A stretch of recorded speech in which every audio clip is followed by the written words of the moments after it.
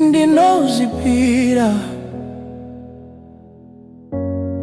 Mweya wangu uri pamberi penyu, ndauya pamberi penyu Ishe. Ndizina chandinozvikudza nacho,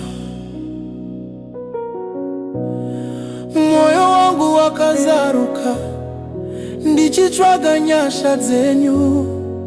Ndakaedza nzira dzangu,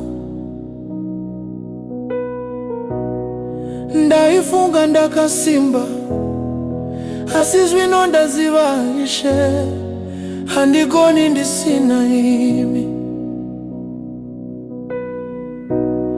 Saka nyasi ndinorasa zvose zvandakambotakura mumwoyo. Ndinosimudza maoko angu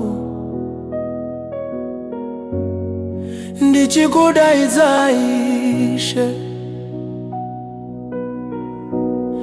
Ndiri pano Ishe, ndinozvipira.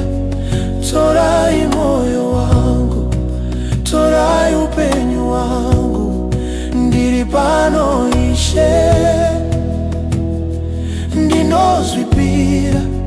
Kwete kuda kwangu, asi kuda kwenyu. Munoziva misodzi yangu, zvandakachema ndakanyarara. Munonzwa kuchema kwemweya kana ndichinge ndaneta.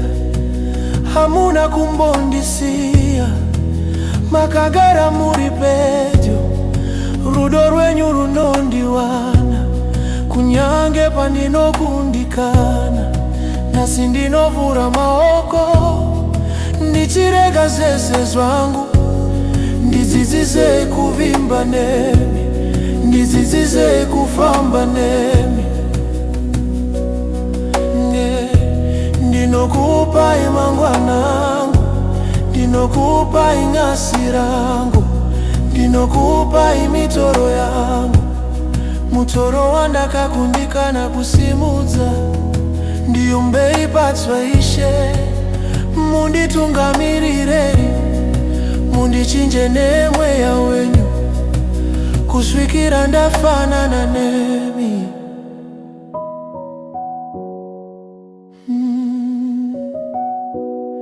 Ndiri pano Ishe, ndinozvipira. Zvese zvandiri, zvose zvandinaro. Ndiri pano Ishe, ndinozvipira. Uyai muite kuda kwenyu mumwoyo mangu. Ndiri pano Ishe, ndinozvipira.